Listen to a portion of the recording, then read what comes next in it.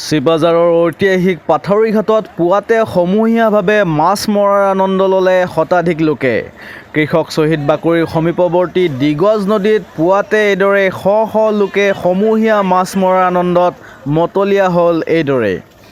হাতে হাতে মাছ ধৰাৰ সঁজুলি লৈ আহি বৰালি, ৰৌ, ভকুৱা আদি ভিন্ন প্ৰকাৰৰ মাছ ধৰিবলৈ সক্ষম হৈছে বহুতে।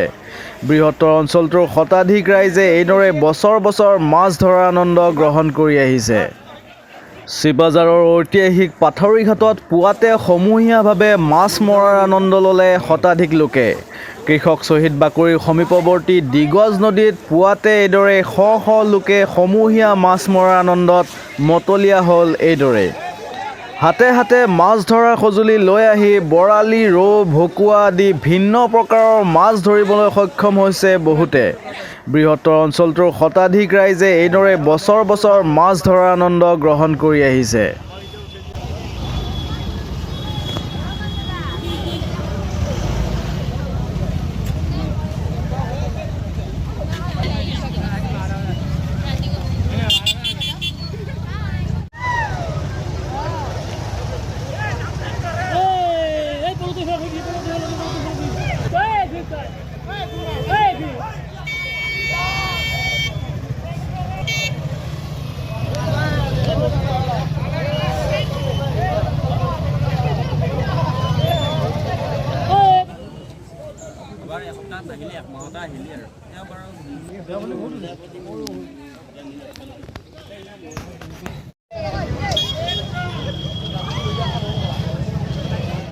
ঘাট নদীত আমি সমূহীয়াভাৱে মৎস্য মানে চিকাৰ কৰোঁ।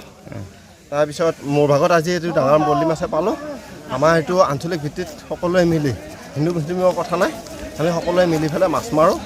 আমাৰ এইটো বছৰৰ পৰম্পৰা ধৰণৰ একেই, প্ৰায় আমাৰ বছৰৰ পৰম্পৰা।